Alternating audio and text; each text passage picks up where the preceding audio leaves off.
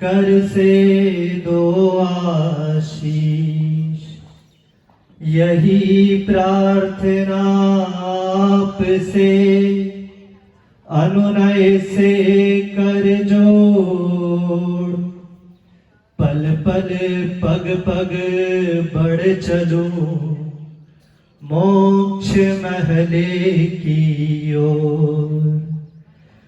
ज्ञान दिया गुरु आपने, किया अनंत उपकार।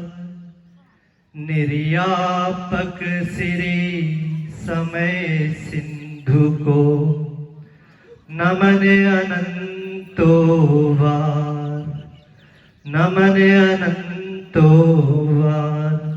अनंतानंत सिद्ध परमेष्टि भगवान की, 2400 तीर्थंकर भगवान की, अनंतानंत गणधर परमेष्टि भगवान की, परम पूज्य सिद्ध साक्षी दीक्षा प्रदाता आचार्य भगवंत गुरुवर श्री विद्यासागर जी महामुनि राज की, परम पूज्य श्रुत गुरु आध्यात्म योगी निर्यापक श्रवण श्री समय सागर जी महामुनि राज की, परम पूज्य प्रशस्त सागर जी महामुनि राज की, परम पूज्य मुनि श्री मल्ली सागर जी महाराज की, परम पूज्य मुनि श्री आनंद सागर जी महाराज की, सिद्ध चक्र महामंडल विधान की, पूज्य मुनि श्री निराकार सागर जी महाराज की, समस्त मुनि संघ की।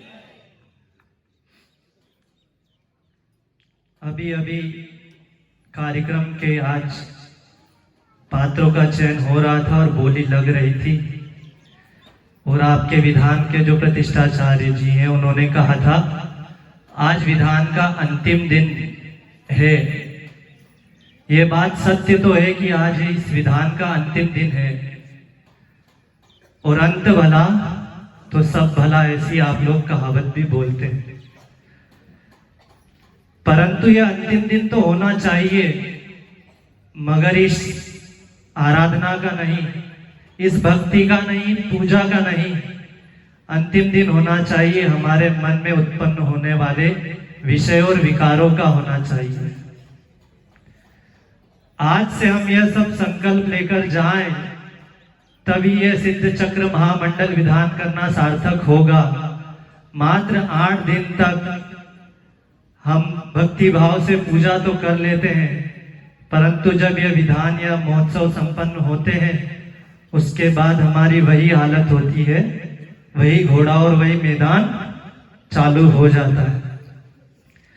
तो कहने का मात्र यही आशय है कि आज से आप लोग यह संकल्प करें कि जिस भक्ति भाव से हम आज प्रभु की आराधना भक्ति कर रहे हैं, यह आराधना और भक्ति सतत चलती रहेगी, और इस भक्ति से हमें इतनी शक्ति मिले कि हम उस मुक्ति को प्राप्त कर सके और हमारा लक्ष्य वही हो।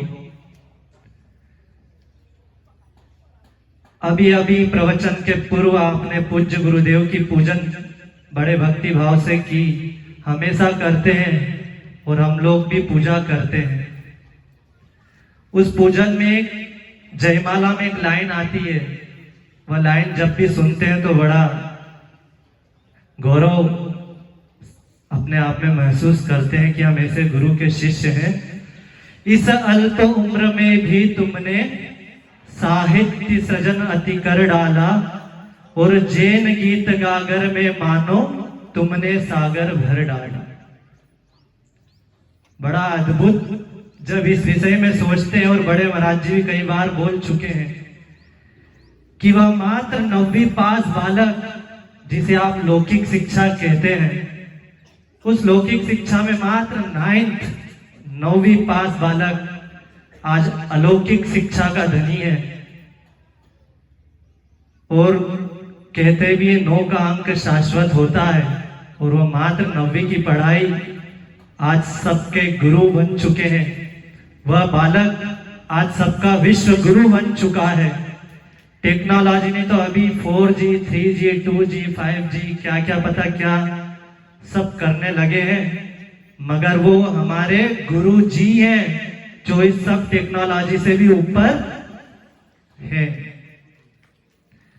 तो उन्होंने कन्नड़ भाषी होकर भी उस दक्षिण प्रांत को छोड़कर उत्तर में आकर क्या उस साहित्य की साधना की, क्या अपने आप की साधना की, अनूठी साधना की कि उन्होंने संस्कृत, प्राकृत, हिंदी आदि सभी बड़ी बड़ी भाषाओं पर अपना आधिपत्य जमा लिया।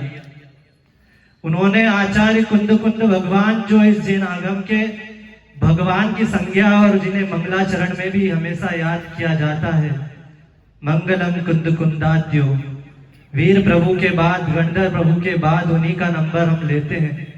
और उन्होंने जो साहित्य, उन्होंने जो अपना अनुभव प्राकृत और संस्कृत आदि भाषाओं में लिखे, उन ग्रंथों के आचार्य भगवान ने हिंदी में अनुवाद किए और बड़े ही अलंकारिक भाषा में, बड़े ही साहित्यिक भाषा में उन सबका प्रतिपादन किया। बहुत सारी भक्तियां जो आचार्य पूज्यपाद स्वामी ने लिखी है, उन भक्तियों का भी हिंदी में अनुवाद किया।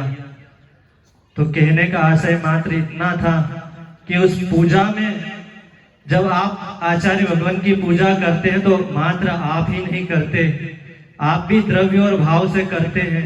तो हम भी वो पूजा उनके गुणानुवाद से, उनके स्मरण से करते हैं और हमारा भी मन पुलकित और हर्षित होता है। नाम मात्र लेने से, उनकी पूजन करने से, उनके दर्शन करने से, उनके चरण छूने से, उनकी सन्निधि में कुछ समय बैठने से यह जीवन ऐसा प्रतीत होता है कि हमारा यह जीवन, मनुष्य जीवन धन्य हो गया। तो उन्होंने 24 तीर्थंकर भगवान की जो पद्यानुवाद किए, उसमें वासु पूज्य भगवान की जो भक्ति की है, उसमें उन्होंने लिखा है 4 लाइन में, वसुविद मंगल द्रव्य ले जिन पूजे सागार, और पाप घटे फलतः फले पावन पुण्य अपार। बिना द्रव्य शुचि भाव से जिन पूजे मुनि लोग, और बिन निज शुभ उपयोग के शुद्ध न हो उपयोग। इस 4 लाइन में उन्होंने यही पूजा की बात की है कि आप जो श्रावक लोग हैं, आप जो ग्रस्त लोग हैं, वसुविद मंगल द्रव्य ले। वसु का अर्थ होता है 8, विद का अर्थ होता है प्रकार, मंगल तो आप जानते ही हैं। 8 प्रकार के मंगल द्रव्य लेकर जिन पूजे सागार, जिनेंद्र भगवान की आप लोग पूजा और अर्चना करते हैं, उसी प्रकार बिना द्रव्य शुचि भाव से जिन पूजे मुनि लोग, उसी प्रकार यह मुनि श्रवण भी भगवान की भक्ति पूजा अर्चना करते हैं, मगर वह द्रव्य से नहीं, पूजा उनकी शुद्ध भाव से होती है।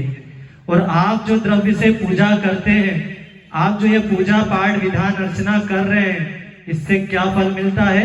तो पाप घटे फलतः फले पावन पुण्य अपार।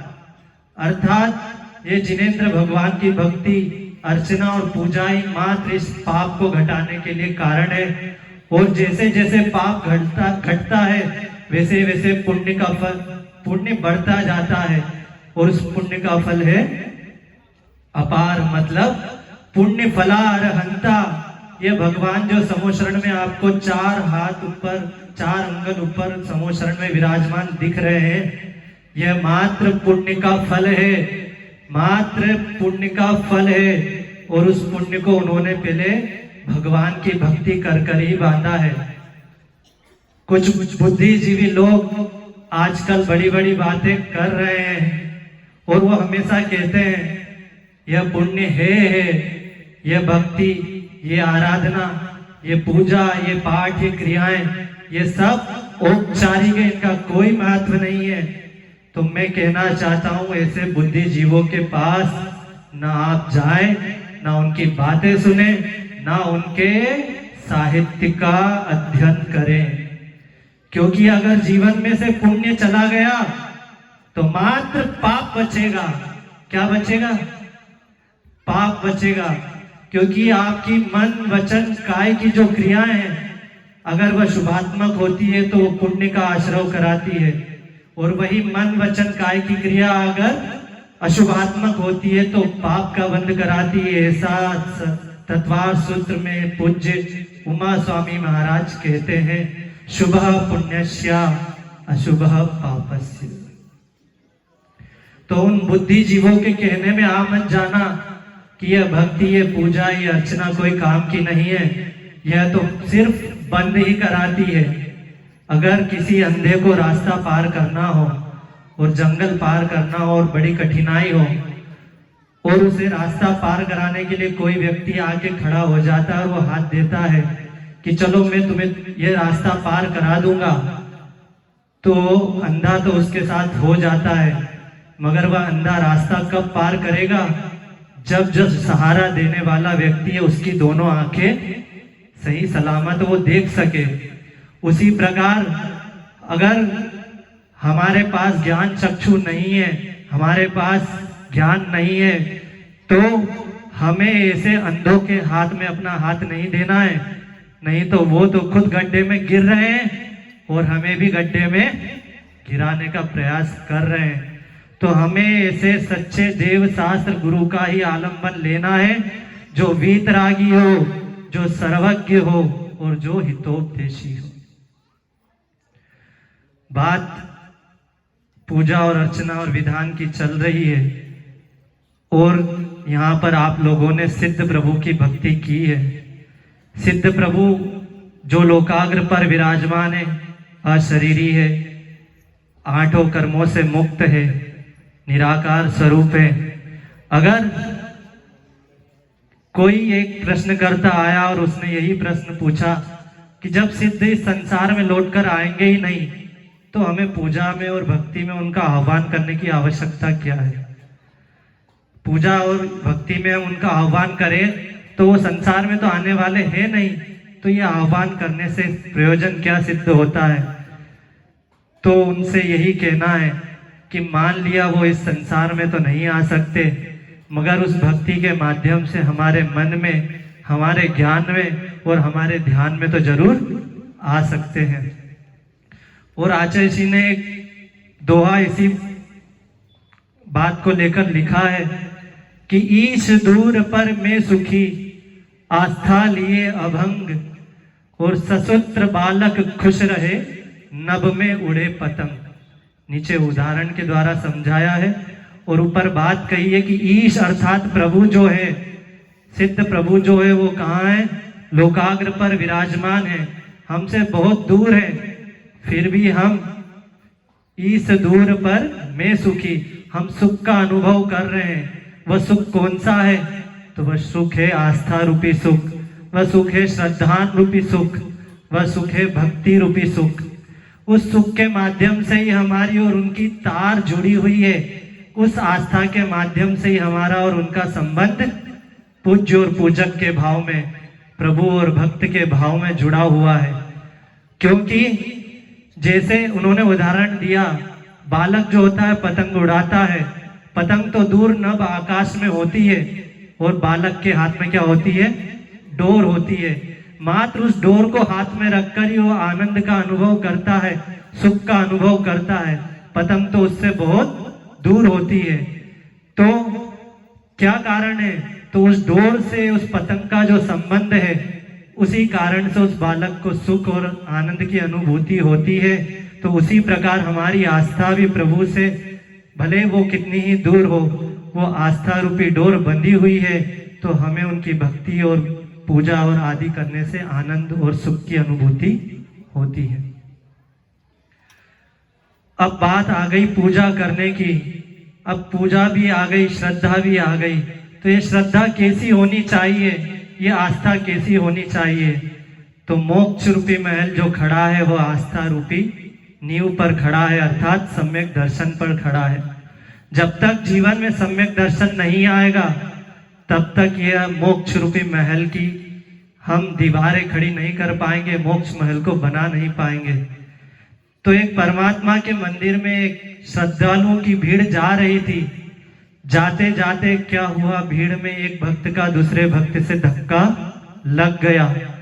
वह भक्त धक्का लगने से नीचे गिर गया, जमीन पर गिर गया। तो दूसरा जो भक्त था जिससे धक्का लगा, वो बड़ा दुखी होकर उसे उठाने के लिए नीचे झुकता और क्षमा मांगता है। तो जैसे ही वह उस श्रद्धालु को देखता है तो बड़े आश्चर्य होता है। वह देखता है कि जो ये श्रद्धालु है ये आंखों से अंधा है, इसे दिखाई नहीं देता। वो बड़ी क्षमा मांगता है और बार बार कहता मुझे क्षमा कर दो, मेरे कारण आपको धक्का लग गया। और पुनः वापस वो परमात्मा के मंदिर की ओर बढ़ने लगती है भीड़। 100 कदम कुछ और चलता है, पुनः उसी भक्त को उसी से धक्का लग जाता है और वो वापस जमीन पर गिर जाता है। वह श्रद्धालु वापस उसे बड़े करुणा भाव से उठाता है और इस बार उससे रहा नहीं जाता और वह उससे एक प्रश्न पूछ लेता है कि भाई, एक प्रश्न है, एक दुविधा है, मैं पूछना चाहता हूँ। जब तुम्हें इन दोनों आंखों से दिखता नहीं है तो तुम परमात्मा के दर्शन करने इस भरी भीड़ में मंदिर में क्यों जा रहे हो? तो वह प्रज्ञा चक्षु बड़ा अच्छा उत्तर देता है कि ये बात सत्य है और उसकी आंखों में थोड़े आंसू, गला रुंध जाता है कि मुझे इन आंखों से दिखता नहीं है, मगर यह बात भी सही है कि प्रभु का दर्शन करने के लिए, प्रतिमा को देखने के लिए तो चर्म चक्षुओं की आवश्यकता होती है, मगर मैं अपने आस्था रूपी चक्षु से, अपनी श्रद्धा रूपी चक्षु से उन भगवान के दर्शन करने जा रहा हूँ, क्योंकि मुझे तो भगवान शायद प्रतिमा रूप में ना दिखेंगे, मगर उनकी नजर मुझ पर पड़ जाएगी तो भी मेरा कल्याण हो जाएगा। तो आस्था जो होती है वह कभी भी, आस्था जो होती है वह असंभव कार्य करने में कूद जाती है, मगर हमारी बुद्धि, हमारा तर्क, हमारा ज्ञान हमेशा मर्यादा को लेकर घूमता है, तर्क में घूमता है, कई प्रश्न उठने लगते हैं, मगर आस्था की डोर हमेशा मजबूत होती है, वह कभी भी तर्क नहीं उठाती, वह कभी प्रश्न भी नहीं उठाती है। यह पंच परमेष्टि की आराधना आप लोग कर रहे हैं और यह पंच परमेष्टि ही हमें इस संसार रूपी सागर से ऊपर उठाने के लिए कारण है, क्योंकि हे उपादेय और उपाय, ये 3 चीज आपने हमेशा प्रवचनों में सुनी होगी। उसमें हे क्या है? तो हे जो है वो 5 इंद्रिय के विषय और मन का विषय है। उपाय क्या है? तो पंच परमेष्टि है। और उपादेय क्या है? तो वो हमारा आत्म तत्व है, परमात्म तत्व है। तो यह पंच परमेष्टि की भक्ति इस तरह करना है, इस प्रकार करना है कि यह पंच परमेष्टि की भक्ति हमें पंच इंद्रिय के विषय से ऊपर उठा दे।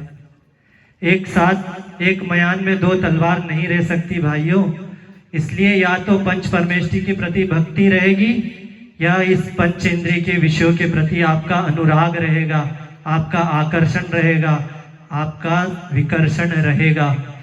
तो पंच परमेष्टि की भक्ति हमें इसलिए करना है कि हम इन 5 इंद्रियों के विषय से ऊपर उठ जाएं। फिर 5 इंद्रियों के विषय से जब हम ऊपर उठेंगे तो 5 पापों से भी हम ऊपर उठ सकते हैं। जब पंच परमेष्टि की भक्ति करते करते हम 5 पापों से ऊपर उठेंगे तो हमारे पंच परावर्तन जो हम कर रहे हैं, कौन कौन से पंच परावर्तन? तो 5 परावर्तन होते हैं, द्रव्य, क्षेत्र, काल, भव और भाव। इस प्रकार हम 5 परावर्तन अनादि काल से यह जीव करता आ रहा है और यह क्रम अभी भी रुका नहीं है। अगर इन 5 परावर्तनों को मैं यहाँ रखूंगा तो समय बहुत हो जाएगा, इसलिए संक्षेप से यही कह रहा हूं, अगर आपको समय मिले तो इन पंच परावर्तन के बारे में आगम में विवरण दिया है, पढ़ लेना तो सारी की सारी आंखें फटी की फटी रह जाएगी, कान खुले के खुले रह जाएंगे कि हमने कैसे कैसे किन किन पर्यायों में, किन किन योनियों में जन्म लेकर अनंत बार इस संसार के दुख को भोगा है। तो इन पंच परावर्तन से जब हम ऊपर उठेंगे तो इन 5 शरीर से भी हम ऊपर उठने का प्रयास करेंगे। तो 5 प्रकार के शरीर, औदारिक, वैक्रियक, आहारक, तेजस और कार्मण। इन 5 शरीर की कैद में हम कब से जी रहे हैं? कब से नहीं जी रहे, अनादिकाल से जी रहे हैं और इसी शरीर के कारण ही हम अनंत दुख का भोग रहे हैं। तो पंच परमेष्टि की भक्ति हमें इन 5 शरीर से ऊपर उठा पाएगी। पंच परमेष्टि की भक्ति हमें पंचम चारित्र का लाभ करा पाएगी। हम लोग प्रत्येक समय प्रतिक्रमण जब करते हैं तो वीर भक्ति में आता है पंचम चारित्र लाभाय। 5 प्रकार के चारित्र आगम में आए हैं। सामायिक चारित्र, छेदोपस्थापना चारित्र, परिहार विशुद्धि संयम चारित्र और सूक्ष्म सांप्राय चारित्र और अंतिम यथाख्यात चारित्र। ये 5वां चारित्र जो है यथाख्यात चारित्र, यही इस संसार से मुक्ति के लिए कारण है, हमें इस संसार से ऊपर उठाने वाला है। जब हम इस 5वें चारित्र को प्राप्त कर लेंगे तो हमारी चारों गतियां मिटकर हमें पंचम गति की प्राप्ति अर्थात उस मुक्त अवस्था की प्राप्ति हो सकती है, हो जाएगी। तो इस मुक्त अवस्था की प्राप्ति में कारण क्या है? तो पंच परमेष्टि और पंच परमेष्टि के प्रति हमारी भक्ति, हमारा अनुराग, हमारा धर्मानुराग ही कारण है। और आचार्य जी ने बहुत अच्छा दोहा भी लिखा है, विषय का विषय राग ही भव दुख का वह कारण है। विषय का विषय राग ही भव दुख का वह कारण है। भविक जनों का धर्म राग ही भव दुख शिव का कारण है। विषय भविक जनों का धर्म राग ही शिव सुख कारण है। संध्या में भी लाली होती, प्रभात में भी लाली है। एक सुलाती एक जगाती, कितने अंतर वाली है। बिल्कुल आचार्य जी हर चीज में उदाहरण देकर पूरा विषय स्पष्ट कर देते हैं कि पंचेंद्रीय विषयों के प्रति जो विषय राग है वही हमारे संसार पतन का कारण है, संसार में गिरने का कारण है। और जो हमारा भविक जनों का, भव्य जनों का पंच परमेष्टि और इस धर्मानुराग में जो हम अपना जीवन व्यतीत कर रहे हैं, यही हमारे किसका कारण है? शिव सुख का कारण है। क्योंकि अब किसी ने प्रश्न पूछ लिया, महाराज जी राग तो राग होता है, धर्मानुराग हो या विषयानुराग हो, तो उसी राग को बताने के लिए गुरुजी ने नीचे उदाहरण दिया कि मात्र ये राग बंध के लिए कारण नहीं, यह राग परंपरा से मुक्ति के लिए कारण सिद्ध होता है। जिस प्रकार सूरज जब डूबता है तो उसमें भी लाली दिखाई देती है कि नहीं? और जब उदित होता है तब भी उसमें लाली होती है। मगर जब डूबता है तो वह घोर अंधेरा लेकर आता है, अंधकार लेकर आता है। मगर जब वह सूरज उदित होता है तो एक प्रकाश, एक उजाला, एक नया दिन लेकर आता है। उसी प्रकार यह विषय राग जो है हमें डुबाने वाले हैं और यह धर्मानुराग जो है हमें ऊपर उठाने वाला है। इसलिए इस धर्मानुराग को कभी हे मत समझना, इसको छोड़ मत देना। क्योंकि श्रावक की अवस्था में मात्र धर्मानुराग और विषयानुराग ही है। आत्मानुराग तो आपके पास मात्र श्रद्धान का है, आचरण का नहीं आ सकता। क्योंकि श्रावक की अवस्था में शुभोपयोग और अशुभोपयोग यह दो ही अवस्था बनती है, और शुद्धोपयोग जो है वो श्रवण की अवस्था में कही गई है। और इसीलिए उस धर्मानुराग के कारण ही आपका शुभोपयोग बना रहेगा। अगर यह धर्मानुराग छोड़ दिया तो पूरा का पूरा जीवन अशुभोपयोग में चला जाएगा, जो अनंत संसार का कारण बनेगा। इसलिए हमें 5 इंद्रियों के विषयों से ऊपर उठना है। महाराज जी 5 इंद्रियों के विषय, 5 इंद्रियां आप जानते हैं अच्छी तरीके से, आपने पाठशालाओं में पढ़ी होगी। स्पर्शन, रसना, घ्राण, चक्षु और कर्ण। इन इंद्रियों को बहुत चंचल बंदर की संज्ञा दी गई है। एक बंदर होता है बड़ा ही चंचल होता है, उसी प्रकार ये इंद्रियां होती है, यह कभी भी स्थिर नहीं रहती। ये अपने अपने विषय में अपने आप ही प्रवृत्ति करने लगती है, अपने आप नहीं करती, वो संस्कार वशात हमारी करती जाती है। करते तो हम उपयोग पूर्वक हैं। तो इन इंद्रियों को बंदर की संज्ञा दी है। तो इन इंद्रियों को ज्ञान रूपी पास से, बोध रूपी पास से, अर्थात ज्ञान रूपी रस्सी से जब तक नहीं बांधोगे और वैराग्य रूपी पिंजरे के अंदर बंद नहीं करोगे, तब तक यह इंद्रियां हमें इसी तरह भवसागर में भटकाती और नचाती रहेगी। तो हमें इन इंद्रियों को जीतना पड़ेगा।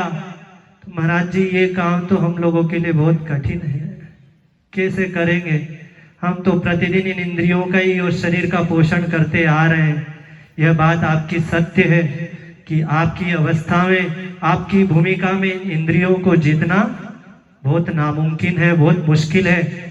मगर उसके प्रति जो आसक्ति है, उन आसक्तियों को कम कर सकते हैं। उन विषयों के प्रति जो हमारी गिद्धता है, उन विषयों को हम कम कर सकते हैं। तो पंचेंद्रियों के विषय से हमें ऊपर उठकर इनकी पंचे परमेष्टि की आराधना करना है। तो 5 इंद्री के विषय भी बता दीजिए। तो स्पर्शन इंद्री के विषय आप जानते हैं, हल्का, भारी, रूखा, चिकना, कड़ा, नरम, ठंडा, गरम। ये 8 विषय स्पर्शन के हुए। फिर आती है रसना इंद्री, उसके 5 रस होते हैं, खट्टा, मीठा, कड़वा, चरपरा, कसाइला आदि आदि। उसके बाद घ्राण इंद्री में आते हैं, तो गंध गुण जो है उसमें सुगंध और दुर्गंध, ये 2 उसके विषय होते हैं। चक्षु इंद्री के 5 रंग होते हैं, कर्ण इंद्री के 7 स्वर जो होते हैं ये विषय होते हैं। और इन एक एक विषयों में एक एक जीव का उदाहरण आगम में मिलता है कि स्पर्शन इंद्री के वशीभूत होकर हाथी जैसा बलशाली प्राणी भी अपने आप को क्या कर लेता है, बंधन स्वीकार कर लेता है और अपने घुटने टेक देता है। मात्र स्पर्शन इंद्री के सुख के कारण वह इतना बलवान शक्तिशाली हाथी, जिसका मद ही प्रसिद्ध है, जिसके अंदर गज का मद हो, वह बलशाली मात्र इस छोटी सी इंद्री स्पर्शन इंद्री के वशीभूत होकर अपने आप को बंधन में डाल देता है और ऐसा प्रतीत करता है कि मैं दीनहीन हो चुका हूँ, मेरे पास कोई शक्ति नहीं है, कोई बल नहीं है, और वह उन महावतों के कब्जे में आ जाता है। रसना इंद्री के वशीभूत होकर मछली अपने प्राणों की आहुति दे देती है। जब मछुआरा नदी या तालाब में मच्छी पकड़ने जाता है तो कांटे में कुछ ऐसा भोज्य पदार्थ लगा देता है जिससे मछली दौड़े दौड़े उस भोज्य पदार्थ को खाने के लिए जाती है और उस कांटे में फंसकर अपने प्राणों को गवा देती है। घ्राण इंद्री के वशीभूत होकर भौरा जो है उस पराग की सुगंध से प्रभावित होकर उस पराग की ओर आकर्षित होता है और जाकर उसे चूसने के लिए उस पर बैठ जाता है। और जब रात्रि होती है तो कमल जब बंद हो जाता है तो उस पराग से इतना उसे राग होता है कि वह अपनी शक्ति भी भूल जाता है, क्योंकि उसके अंदर तो वो शक्ति होती है जो लकड़ी में भी छेद कर दे। मगर उस भौरा उस पराग में इतना आसक्त हो जाता है, वह अपनी शक्ति को भूल जाता है और सोचता है सुबह होगी और मैं यहाँ से कमल खिलेगा और मैं यहाँ से निकल जाऊंगा, जब तक तो आनंद ले ही लूं। और इतने में कोई हाथी आता है और उस कमल को अपने मुख का ग्रास बनाकर उस भौरे का भी प्राणांत हो जाता है। चक्षु इंद्री के विषय में पतंगा अपनी कीट पतंगा जो होता है वह रोशनी में जाकर बार बार उसे वह रोशनी अच्छी लगती है, दीपक की लो अच्छी लगती है, लाइट की लो अच्छी लगती है, उसमें जाकर वह बार बार अपने आप को जलाकर राख कर लेता है। और कर्ण इंद्री में सर्प जो है अपने आप को बंधन में डाल देता है, वह उस बीन की आवाज, मधुर आवाज सुनकर अपने आप को बंधन में डालकर अपना जीवन बंधन में बना लेता है। जब एक एक इंद्री के वशीभूत होकर इन प्राणियों की ये स्थिति हुई है तो हम तो संगी और पंचेंद्री जीव है, हमारे पास 5 इंद्रियां हैं और मन भी है। इंद्रियां तो बंदर की तरह है और यह मन जो है बंदरों का सरदार है। बिल्कुल कहीं सुना था, क्या सुना था कि पाप शरीर नहीं करता, पाप तो मन करता है। और गंगा किसको धोती है? गंगा शरीर को धोती है, मन को नहीं धोती। कराने वाला तो पाप सारा का सारा मन होता है और यह शरीर और इंद्रियां उसके अधीन अपना अपना काम करती है। देह पाप कराता मन मालिक बन देह नौकर। एक छोटा सा हाइको, ये इसी बात को मैं पहले बोल चुका हूं कि पाप तो हम कर रहे हैं, पाप कराता मन मालिक बन। मन जो है मालिक बना हुआ है और ये इंद्रिया और ये शरीर इसके दास बने हुए हैं, इसके नौकर बने हुए हैं। समय बहुत कुछ हो चुका है। अंत में बस एक छोटी सी घटना आपके सामने रखूंगा और अपनी इस वाणी को विराम दूंगा।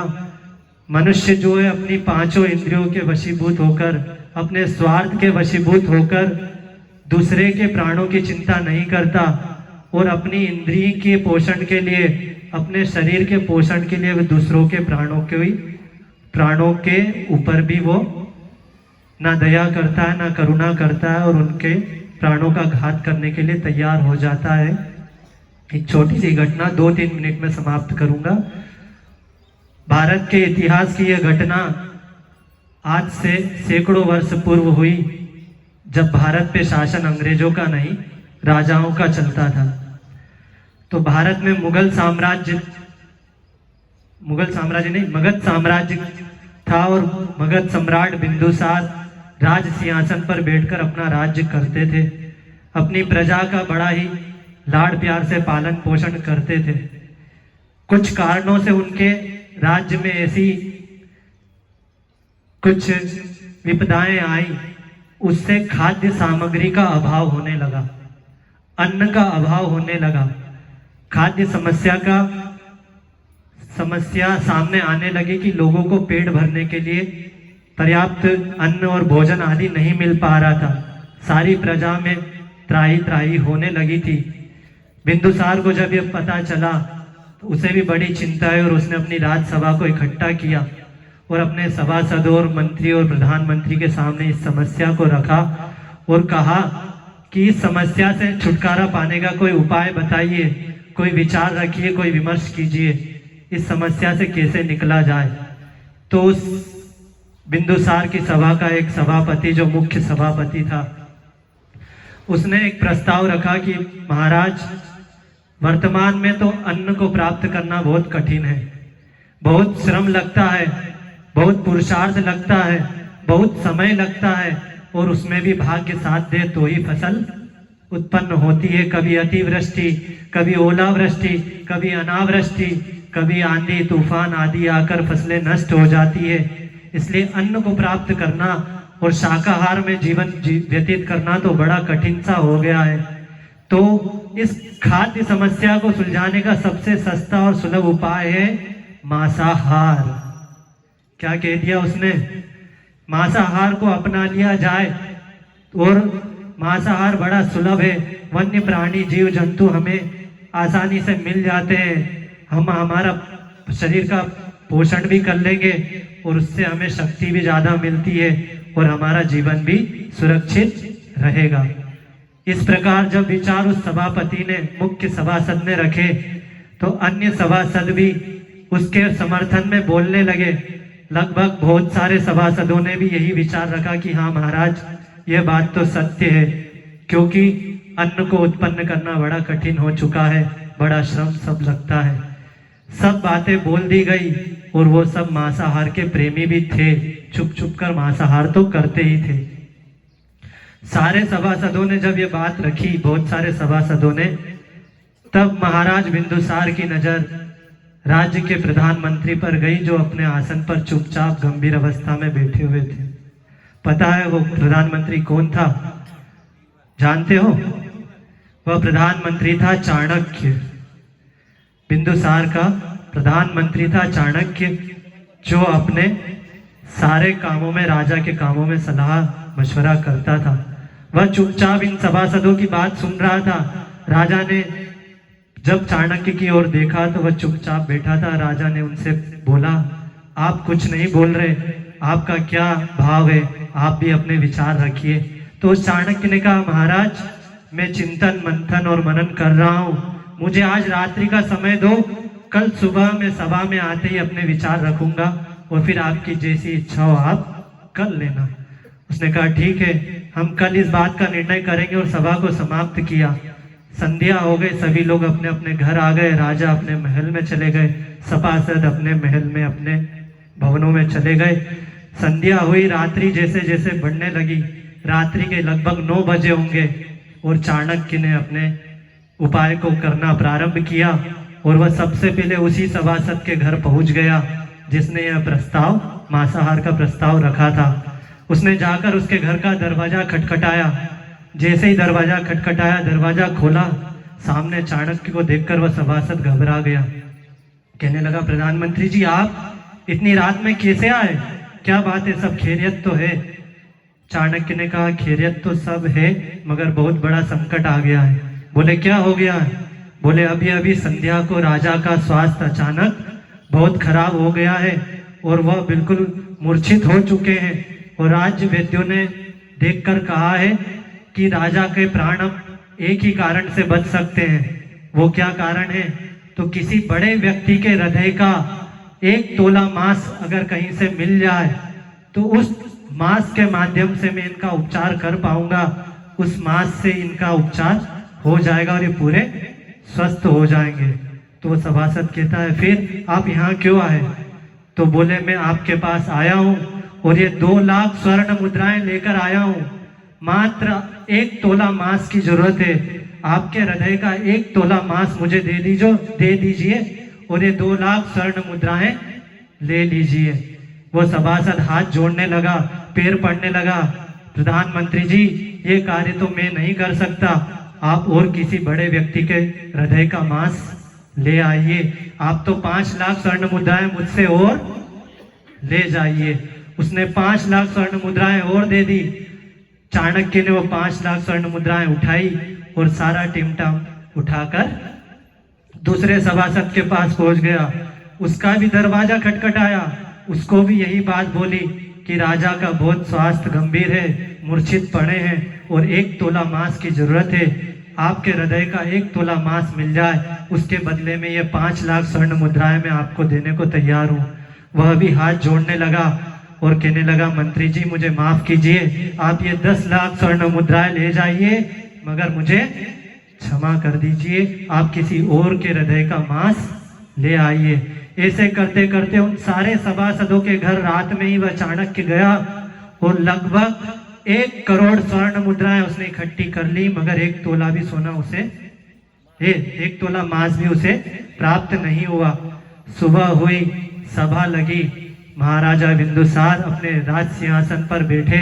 चाणक्य आए और उन्होंने उनके सामने वे 1 करोड़ स्वर्ण मुद्राएं फैलाकर रख दी। बिंदुसार देखकर चौंक गए, ये क्या है? अपने प्रधानमंत्री से पूछने लगे, क्या बात है, क्या कहना चाहते हो, ये इतनी स्वर्ण मुद्राएं कहां से आई? तो उस चाणक्य ने अपनी पूरी सारी घटना रात्रि की सुना दी और कहा, महाराज 1 करोड़ स्वर्ण मुद्राओं के पीछे 1 तोला मांस नहीं मिला, और ये सभासद सारे कहते हैं कि मांसाहार सबसे सस्ता और सुलभ है। अब आप ही निर्णय कर दीजिए कि मांसाहार सुलभ है या शाकाहार सुलभ है।